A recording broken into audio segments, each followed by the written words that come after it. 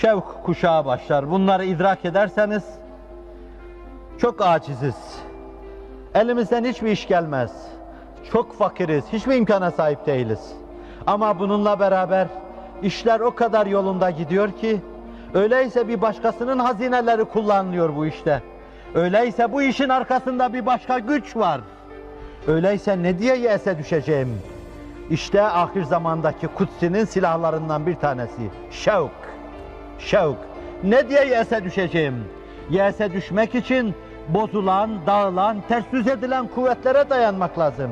Ben öyle bir güç ve kuvvet kaynağına dayanmışım ki o ne bozulur, ne ters yüz edilir, ne de yıkılır.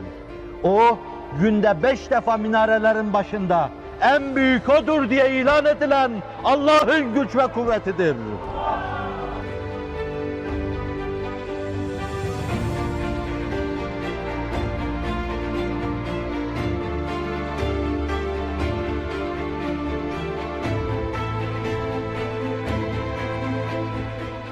Allahu Ekber, Allahu Ekber. Allahu Ekber, Allahu Ekber. Büyük Allah'tır, ondan başka büyük yoktur. Sen bu güce, bu kuvvete dayanmışsın. Ondan dolayı şevkle şahlanacak, üveykler gibi kanatlanacak, şevkle Allah'a doğru koşacaksın hiç durmadan. Muhabbetin şevk kuşağına ulaşacak. Avam muhabbeti karşılıklı olur. Allah'ın nimetlerini görüyor, seviyorum Allah'ım der. Avamca, benim muhabbetim, sizin muhabbetinize sona gelecek.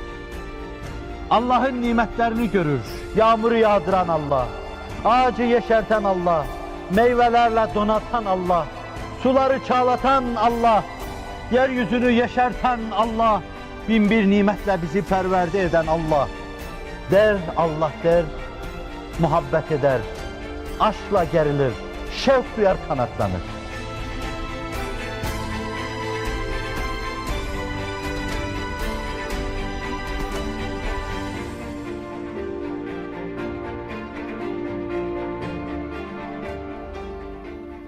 İman gibi, İslam gibi, saadet-i ebediye düşüncesi gibi, Hz. Muhammed gibi sallallahu aleyhi ve sellem büyük nimetlere mazhariyetimizle havas, Allah'a karşı muhabbet duyar.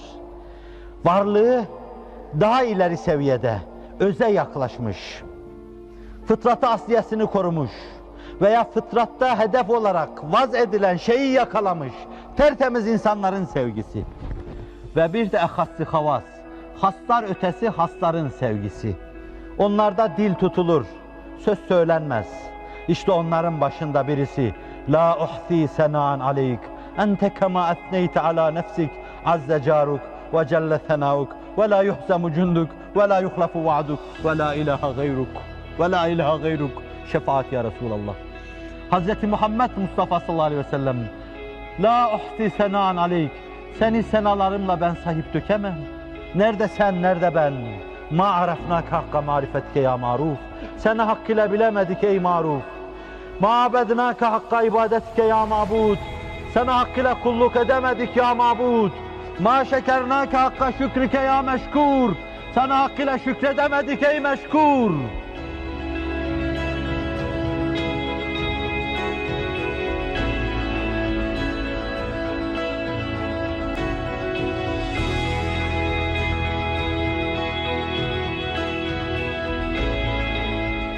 Sana komşu olmak bir azizliktir.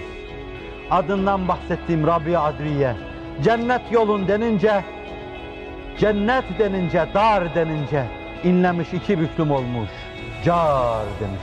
Komşu, komşu olmazsa ne eyleyeyim cenneti? Allah olmazsa ne eyleyeyim cenneti?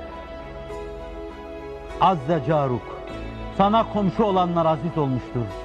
Senin tuttukların aziz olmuştur. Sana yakın olanlar Allah'ım aziz olmuştur. Seninle münasebet içinde olanlar aziz olmuştur. Ve celle senauk, senin senan, seni övme, sena etme çok yüce, çok büyüktür. Dile getiremez, ifade edemeyiz. Ve la yuhzemu cunduk, senin orduların mağlubiyete uğramaz.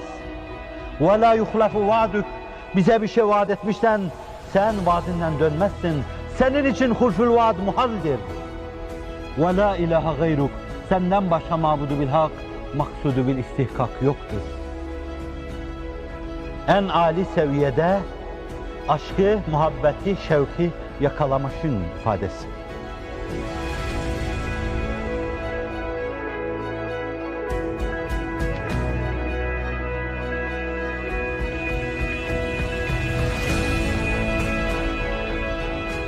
Şevk, hiç bıkmadan, usanmadan, yese kapılmadan Allah'a kavuşmak için çırpınıp durmaktır.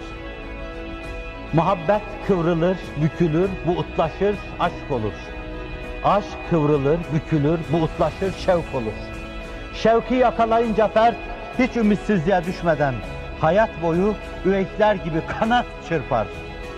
Seyri namütenahi olan Allah seyri, Allah'a doğru seyri seferini yaparken bitmeyen bir yolculuğa girmiş olur.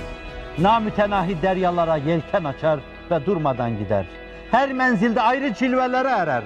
Ne yorulur, ne bıkar, ne usanır, ne de geriye döner. Allah öyle eylesin. Şevkle yoluna devam eder.